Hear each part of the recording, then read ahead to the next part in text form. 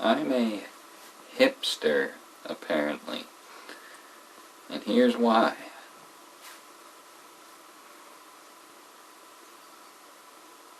They're fake.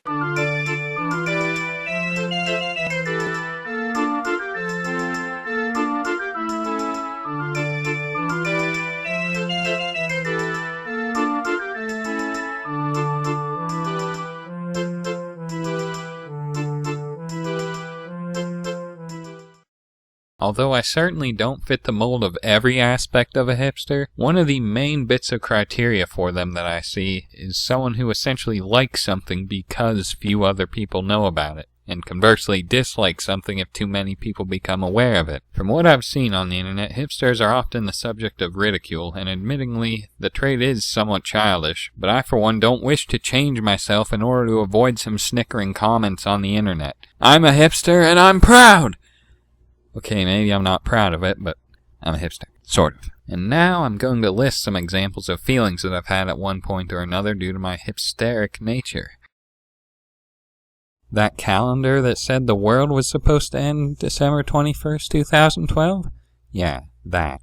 I first found out about this phenomenon around 2007. At that time, I was frequently watching the History Channel, Discovery Channel, Animal Planet, all that good stuff. On one of these channels, I can't seem to remember which, I remember watching a TV show on the subject. I was captivated by it. I felt it was an epic theory that the world would actually end in my lifetime. It was difficult to not daydream about this possibility for a few years to come. And as it would happen, events in the world were becoming more catastrophic, seemingly amounting to something that was perhaps more than just a theory. But then, something equally unexpected happened. The idea of this became widespread almost instantly. This was likely due to the big movie 2012 dealing with the topic. I found that the more of this theory I heard, and the more people that were talking about it, made my interest in it decrease quite rapidly. Eventually, I just stopped caring completely because so many people knew about it. This entry is low on the list because it is a potentially important topic, one that people probably should have been aware of, regardless of how untrue it clearly is. Okay, this is also low on the list for reasons which I'm going to elaborate on. To begin, I started watching episodes of South Park in 2000. I was 9 years old, renting VHS tapes from the local video store, eventually making my way up to staying up on Wednesday nights to watch the new episodes. In 2004, I finally convinced my dad to let my cousin and me watch the notorious movie. Needless to say, our jaws dropped. Once we were able to reattach said jaws to our faces, we couldn't believe what we had just experienced. Never before had we seen something so funny and epic at the same time, not to mention it was musically ingenious. Wanting to share my experience with my friend, I told him to rent it as well. Well, what I hadn't taken into consideration was the fact that he had some ties with the popular kids. Essentially, it goes like this. My cousin and I watch the movie. I recommend it to my friend. He watches the movie. He recommends it to his friend. He watches the movie, and the whole school watches it. Not 2 days after I told my friend to watch it, all the kids in the school were quoting the movie left and right. I have never, up until that point in my life or since that point in my life, felt such magic disappear from something so quickly and unexpectedly. Ultimately, this can be considered my own fault for recommending it in the first place, which is why it's so low on the list. Not to mention it's something that the internet can't really relate to, so...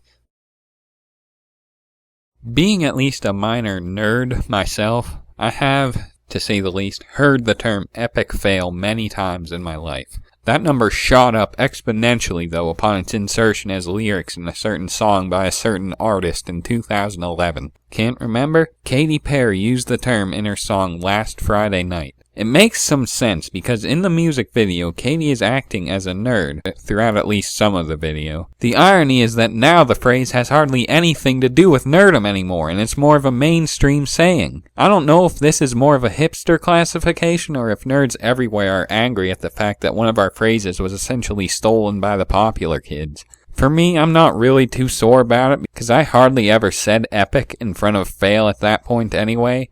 Like, even then, it was too old, but now, just forget about it. Once again, during 2007-ish, I was regularly watching History, Discovery Channel, etc. You probably already know where this is going. I saw the show Monster Quest back then, and my interest in Bigfoot peaked. Well, I did enjoy all the Bigfoot-esque Monster Quest episodes, but even that honestly got my hipster blood pumping a little harder because it was a topic that I had seen on many other places before Monster Quest. But I grew to thoroughly enjoy Monster Quest in a short time. I should mention here that I'm from Pennsylvania, particularly right next to that wooded area that the apparently famous Jacobs photo was taken. I wasn't even aware of how famous this picture was, and if I was, I would have likely lost interest in Bigfoot much sooner than I did. The locals determined this picture to be, without a doubt, a bear of some kind.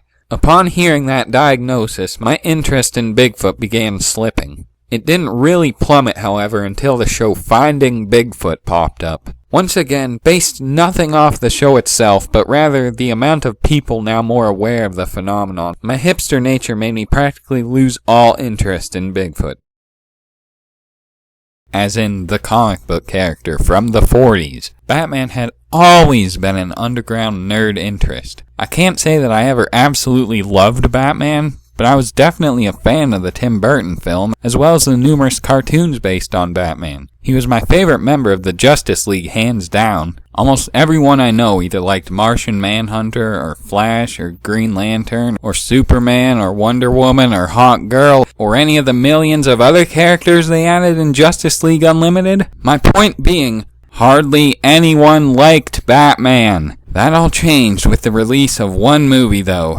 You all know the one, The Dark Knight. To this day, I've never seen it, nor do I have any intention to. This movie got so much publicity, it made me sick. Physically sick. It wasn't even for the right reasons, like it was such a good movie that it attracted a lot of attention. No, the reason was because one of the actors, Heath Ledger, died tragically before the movie was shown in theaters. And whether a way of paying final respects to him, or just pure curiosity about the last movie he was in, it attracted absolutely unfathomable amounts of moviegoers. I can't even look at Batman the same anymore, and that is saying something.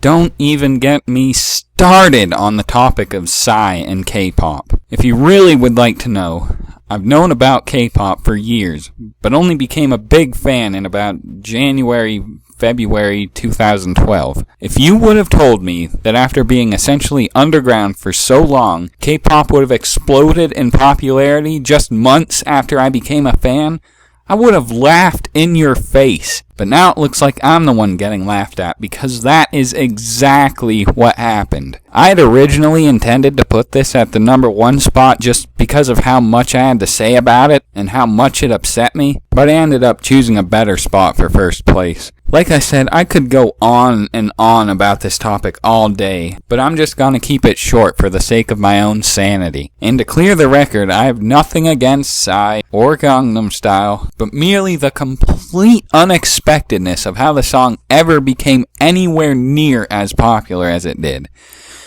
Okay, gonna stop here. I was a hipster before it was cool. There you go. Before the internet came up with this clever terminology for someone who prefers his interests to remain somewhat unheard of, I had this characteristic. And even back then, I felt it was a little childish, and again, I didn't care because it was who I was. As I said, I may not be proud of this characteristic, but it is an undeniable part of me, and you either understand that or you simply don't, so there isn't even any point in me trying to explain. I'm Nina Mori fanboy. Sorry for the rather angry countdown, but the topic of this video practically demanded it. So, the end.